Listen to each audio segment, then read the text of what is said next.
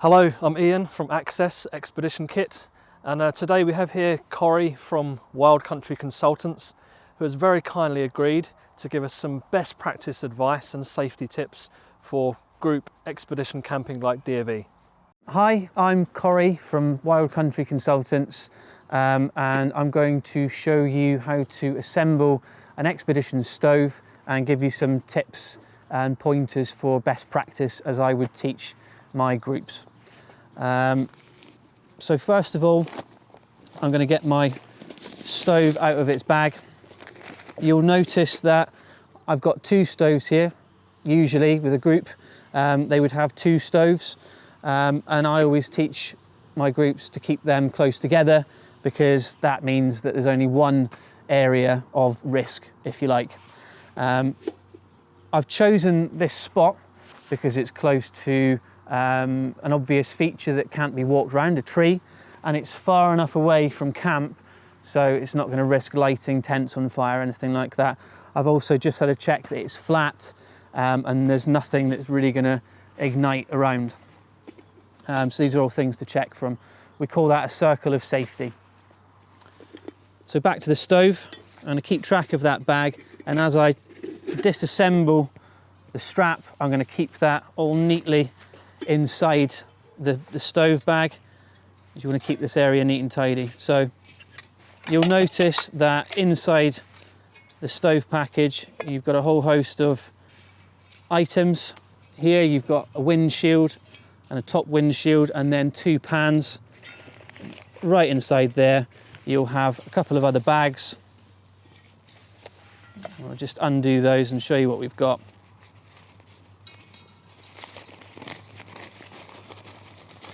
So we've got a pan handle, pop that there, bags inside, and a gas burner, bags inside. Okay, so we can put this bag away for safekeeping. This is the base pad. You'll notice it's full of little holes there. That shields it from the wind, but it also allows a bit of oxygen intake. We're going to take our gas burner and pop it down through the middle hole, click it into place, and then on the Endurance stove, which is the one we're using, that gas pipe just comes through the little archway there. On other stoves you might get a hole to thread it through. Okay. Your top windshield here has some little feet, they fold in and out. That'll just sit on the top of your stove like that, and then when you're ready, that twists into place and it holds it all together nice and robustly. So I'm going to put that right next door to the other one.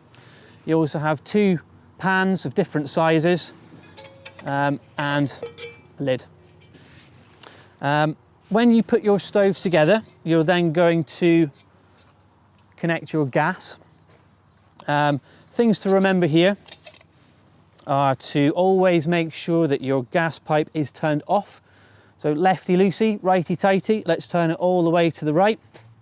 We're then going to take our gas canister and thread it on. Again, righty-tighty. Okay, we're going to thread that all the way down.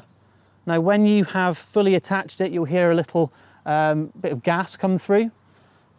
If you get in there close, you can hear that just for a second. It's perfectly normal, it's always the case.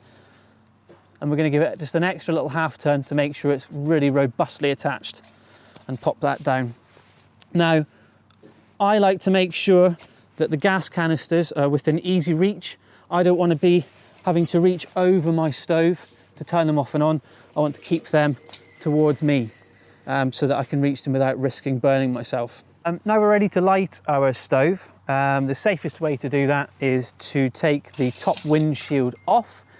Just pop it to one side, get your matches ready, and get your pan ready with water. So you can boil water for your pasta, or let's just say we're going to make a hot drink. So I'm going to pop some water in the pan. So we're all ready to go with our handle.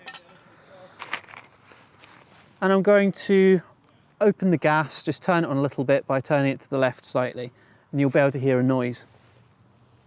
All right, so it's worth, if you don't know or you haven't done this before, to just listen to that a few times to get to grips with it. You only need to turn it on a little bit.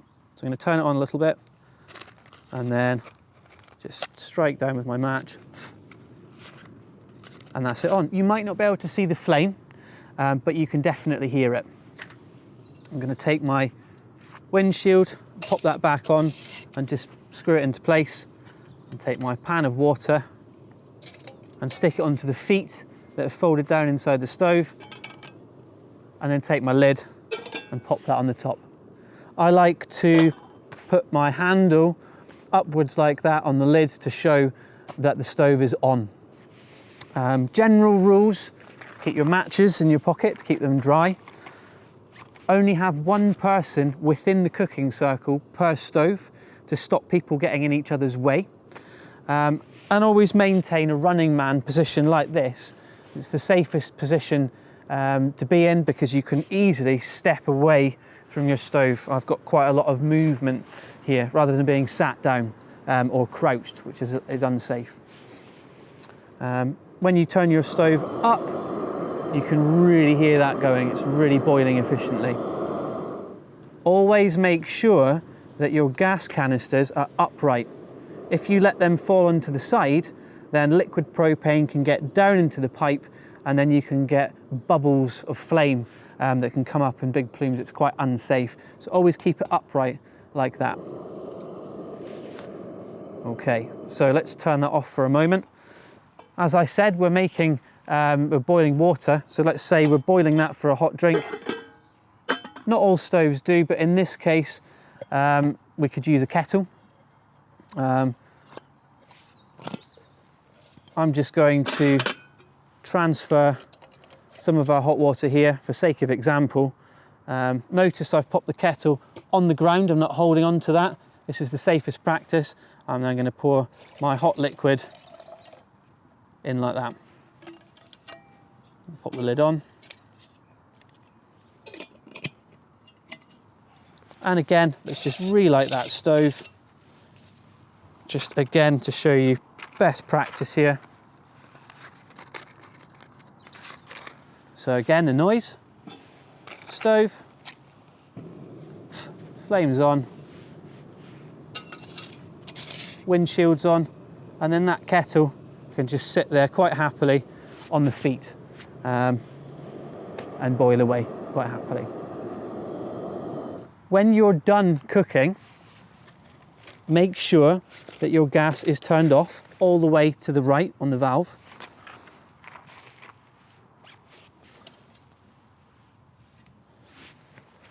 And give the stove some time to cool down first, because it's obviously going to be hot if it's just been lit. So we're going to give that a few minutes. When you are completely satisfied, you're going to undo all the component parts, take the gas off,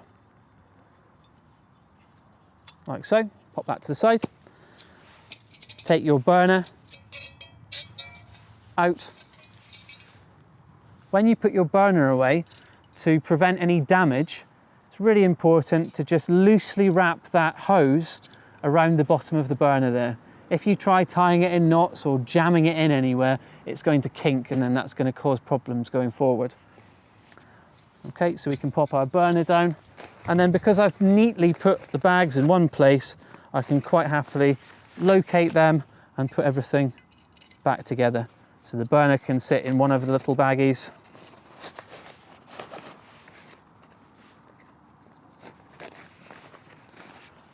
Handle away in the other. And then the top windshield sits into the bottom one. The small pan sits in the big pan. They both nestle nicely inside the windshields. The bags sit inside there. And fold the feet in. Lid goes on the top. And then finally, we can just strap it all together. And that just prevents anything getting lost. And it buckles together, just like that. And it can happily sit back in its bag.